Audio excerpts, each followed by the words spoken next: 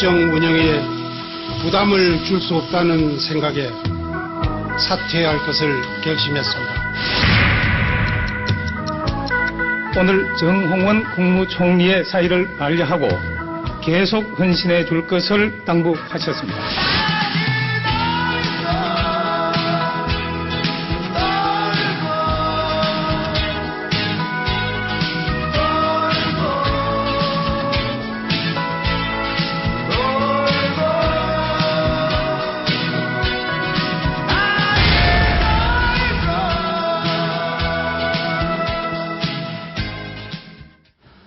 정홍원 총리가 사의 표명 60일 만에 다시 복귀했습니다. 청와대는 인사수석실 부활도 예고했는데요.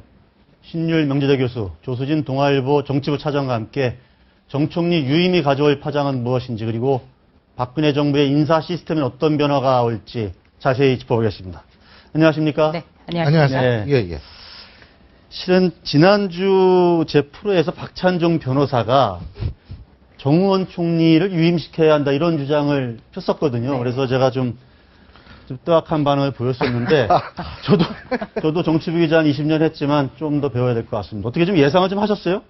뭐 가능할 수는 있다고 생각을 하는데요. 네. 지금 좀 아까 이걸 보면서 어떤 생각이 들었냐면, 전 두 가지를 연관시켜서 봐야 된다고 봐요. 그러니까 인사수석실을 새로 만든다라는 거하고 부활을 시킨다는 거하고, 그렇죠. 이제 정홍원 총리 유임 요거를 연결시켜서 봐야 되는데, 연결시켜서 보면 두 가지라고 저는 볼 수가 있는 게요.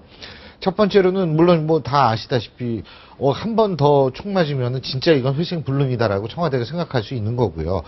또 한 가지는 뭐냐면, 이게 시스템의 문제라는 것을 인사수석실을 부활시키면서 강조를 하고, 그 강조 속에서 김기춘 비서실장의 책임론을 좀 누그러뜨리면서, 예. 뭐냐면 이거 우리 유임시키는 것도 새로운 시스템 완비되면 그 시스템 하에서 총리를 새로 뽑는 때까지만 유임이다라는 메시지를 저는 줄 수 있는 그런 의미도 갖고 있지 않을까라는 생각을 했었습니다. 일종의 징검다리 총리다. 그렇죠. 그러니까 다목적 포석이 있는 거죠. 지금 일단 비를 피한다라는 의미에다가, 네. 사실 저는 그래서 백투더 퓨처라는 영화 혹시 아시죠? 네. 저는 사실 백투더 노무현이다. 내일 석간신문, 내일 석간신문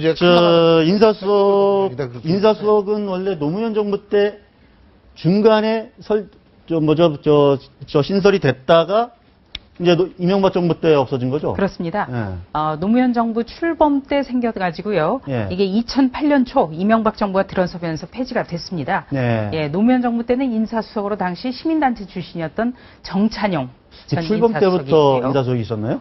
출범 때 만들어졌죠. 네, 그때는 이제 인사보좌관이라고 있다가 예. 1년 뒤쯤에 아마 인사수석으로 수석으로 바뀌었을 승격이 겁니다. 됐을 겁니다. 예, 네. 그렇습니다. 예. 정찬용 전 인사수석, 네. 광주의 시민단체 출신이었죠. 그렇죠. 그리고 그 다음에는 제 기억에 박남춘 현재 의원이 예. 해양수산부 장관 시절에 해수부 공무원으로서 인연을 맺었었습니다. 예. 그래서 인사수석으로 발탁이 됐는데요. 예. 저는 이제 4월 26일 날 정홍원 국무총리가 사의를 표명했으니까 딱 2달 만에 유임이 다시 결정이 된 그렇죠. 건데, 예. 저는 이 참 기자로서 많이 허탈합니다.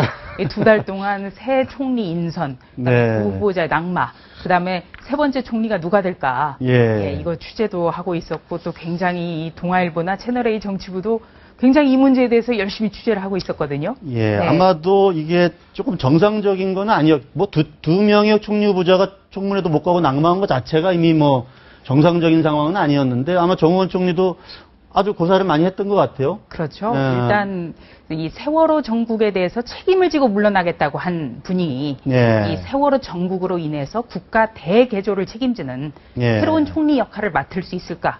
아마 본인도 굉장히 멋쩍었을 것 네, 같습니다. 새누리당 반응이 환영한다 이런 반응은 아니었던 거죠. 그렇죠. 좀 본회에 일단 찬 굉장히 결단으로. 곤혹스럽죠. 지금 네. 왜냐하면 이완구 원내대표의 경우에는 어제 대통령을 청와대에서 면담까지 했는데요. 예. 이 정홍원 국무총리 유임에 대해서 전혀 들은 바가 없다고 기자들한테 오늘 아침 토로를 했거든요. 예. 그렇다면 전혀 어떤 여당의 지도부와도 상의 없고 역시 박근혜 대통령 홀로 결정을 했다. 결단을 한 거 아니냐. 그래서 대통령의 예. 인사 스타일에는 변화가 없는 거 아니냐. 이런 지적이 나올 수가 있고요. 네. 또 야당에서는 박영선 원내대표가 트위터에 이런 글을 띄웠습니다. 세월호에 대해서 세월호를 계기로 국가 대개조를 하겠다라면서 눈물을 지었던 박근혜 대통령, 대국민 담화가 생각나지 않느냐. 그렇다면 이거야말로 악어의 눈물 아니냐.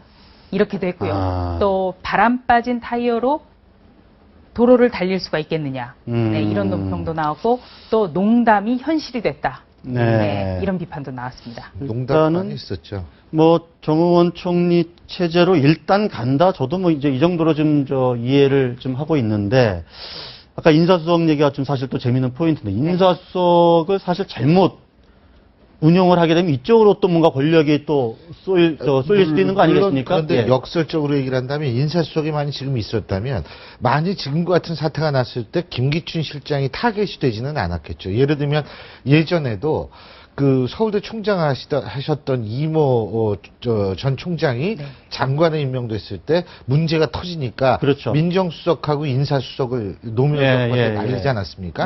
그러니까 이제 사실은 이것이 어떤 면에서 책임의 분산 효과도 분명히 있을 거라는 것도 들고요. 근데 저는 뭐 부정적으로 생각하진 않아요. 왜냐하면 이 백투더 노무현이라는 게 뭐냐면 과거 정권 때 괜찮은 제도가 있으면 사실은 그건 얼마든지 살릴 수 있는 거거든요. 오히려 괜찮은 제도를 없애는 게 문제지 그걸 부활시키는 건 저는 전혀 문제는 없다고 생각합니다. 과연 누가 초대 인사수석이 될지도 좀 관심입니다. 왜냐하면 이명박 정부 때는 보니까 그냥 공무원을 시켰거든요, 관료를. 그렇죠. 예.